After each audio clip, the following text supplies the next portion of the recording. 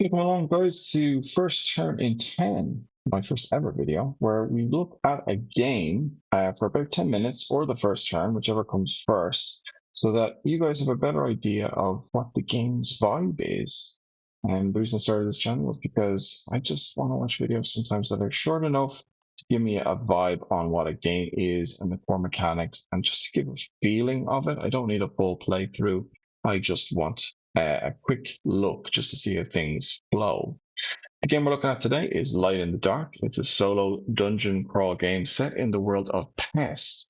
Now, I've never played Pest, but based on this game, I think I would like to try it. I'm going to read the little overview from the rules book very quickly. It says, "Welcome to Light in the Dark, the solo dungeon crawler board game where you take on the role of a courageous, what are they called? Plague doctors. The journey ahead won't be easy, as you'll face fierce monsters and dangerous enemies who are determined to stop you.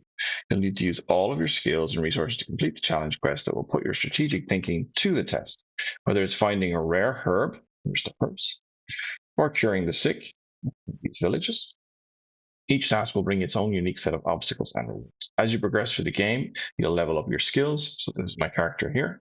We have our different skills that will help you overcome even the toughest challenges. Beware at the stakes. As the stakes get higher, so do the risks. Stay vigilant and keep your wits about you as you venture deeper into the darkness." Okay, this is not a rules video. There are plenty of rules videos out there, so go check those out if you're looking at the rules, but I'll touch on them as we proceed. So we basically start on this terrain card. There are, I think, 4 terrain cards that you can possibly start on, and we will get our marker here. Now, they do come with a stand. The version I have is not very secure. It falls out pretty quickly.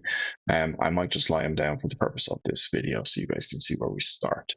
So when you spawn in a terrain card, you pop any icons on the map itself. And then what we do is we have player phase. So we've got 3 phases, these little helpful cards.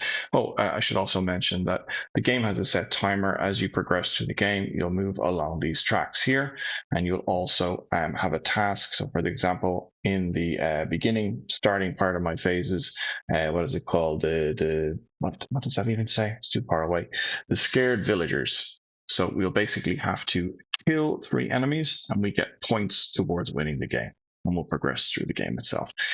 These are randomized, so there's 3 starting, 3 middle, and 3 ending tracks, I suppose, that you can draw from. Each one has a different level of difficulty, so you'll get different points. There's also different plague doctors that come with a starting difficulty. So I'm using the easiest one. Here's the hardest one, for example, still in the pack. I'm too scared to use it. So you see your starting stats are lower, your bonuses maybe not as good, so you immediately start the game with 3 points towards the final score. Okay, so on our turn, what do? We have 3 actions, I suppose, that we can take. We move, do an optional action, which can be attack an opponent. Sorry, excuse me, I'm getting used to the camera. Attack an opponent, potentially heal a village. We can take an item, or we can take a herb. We'll see how that plays out as we go. So very first thing we're going to do when we're here is we're actually not going to move, because we're going to we're going to use our move. We move up to the number of move points we have on our character. So we have 1, 2, 3, 4 move points. So I can move up to 4. So I can go 1, and then I have to stop. I can't go 3, 2, 3, 4. I have to use my optional action, which is take an item. And what I do is I flip the top card. It is the Greater War Charm. What this means is I can swap a score on my dice up or down, I believe. Actually, let me double check that, because first time I've ever drawn that. You'd think I prepared this, no? It's very helpful in the back of the rulebook, actually. There's all the different ones. So Greater War Charm, after rolling, count the value of the higher die roll twice and ignore the value of the smaller die. For example, if you roll a 2 and a 4, you roll the total will be 8. Okay, so that's cool. I'm not sure that icon makes a huge amount of sense, though, to be honest with you. You basically take the higher score. So we'll take our item, we'll put it beside us. Now, we move on to our second player phase, which is we'll move. And again, we can move up to 4. So what we'll do is we'll go 1, 2, 3. And then what we use our 4th action is we'll actually reveal a new terrain card. And we flip the top of the terrain card, and we populate it. So we will put a on Tesseract is the marketplace there, and we'll pop it in there and we'll stick our icon on here. And you might have noticed this here, it is +2. That basically means that enemies, if they're fighting us in this space, will get +2 attack in that space. That was our second option in the player phase, our second action in the player phase.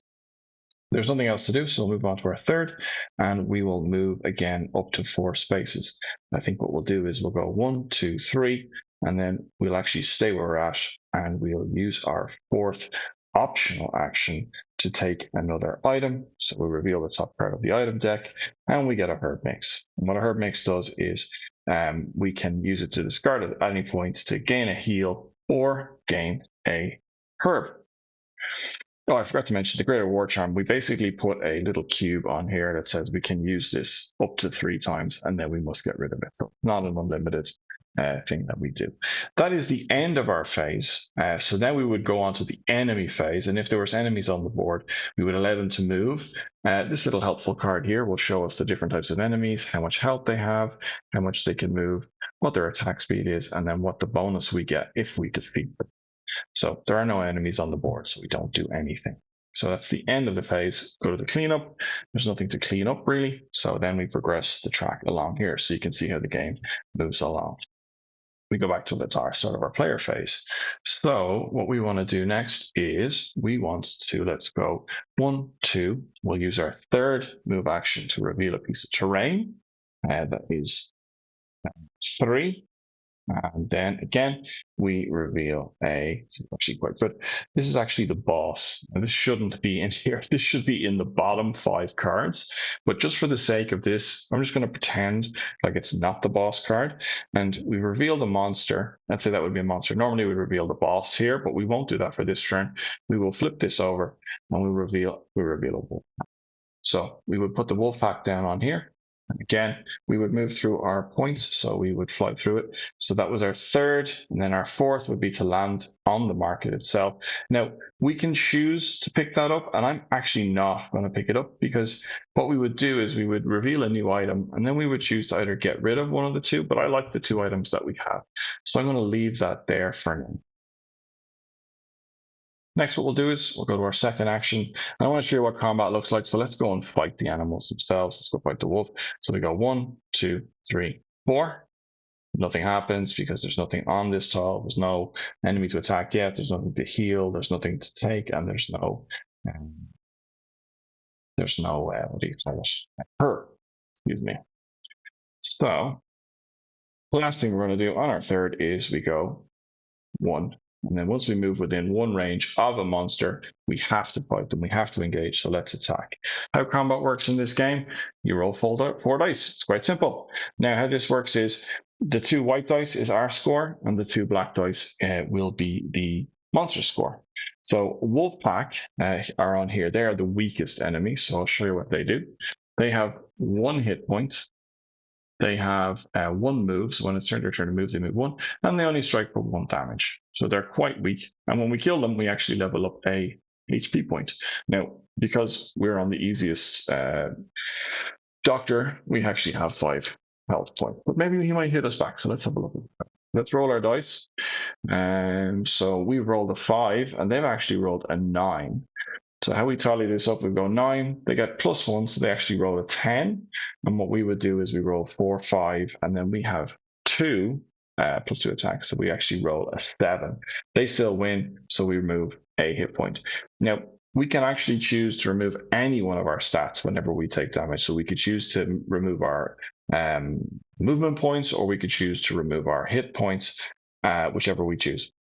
And obviously, when they all reach 0 and we've no more to remove, we die.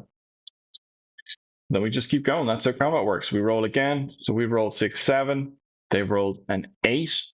Again, 8, they get +1, so they get 9. We have a 6, 7, we get 2. So we roll a 9 as well. Now, how ties work is we always break the tie. So we actually do enough damage to the monster this time, and we kill it. So we take that, and then we trigger what's available, and we move back up. We heal up back to 5. Now, we didn't need to use any of our items here at the moment, but that is essentially the main flow of this game. You work your way through the game, you work your way through the cycles here, trying to complete that. So we would have actually managed to kill one enemy. We would cycle through to the enemy phase. There were no enemies, so nothing would happen. And we move on to turn 3, back to the start again. And again, we roll our dice. Sorry, we don't roll our dice, excuse me. We move up to 4 at this point in the game. Move around, reveal the enemies, reveal the cards, try to get all the way to the end, or sorry, we need to reveal the boss terrain card, which will be in the bottom 5 cards, I believe, in the terrain deck. And once we do, we reveal the top boss. The top boss will do something to us, and then we fight them like a normal monster. So, for example, this one here would destroy one of our items. So show it Thoran, the big forest ogre. He would destroy one of our items immediately, and then we would fight him like a normal ogre. And ogres would have 3 hit points, 3 movement, 2 damage, and we would manage to level up our sword. If we don't manage to reveal the boss by the time we get to the end here, we die. Similarly, if all our hit points are reduced to 0, we die. And that's basically Light in the Dark, guys. Let me know if I've made any mistakes, or if you've enjoyed this video and you've got this far. Make sure you hit like, and obviously this is a brand new channel, so subscribe. Give me any feedback you have, and thanks very much for watching. All right, have a good one. Bye.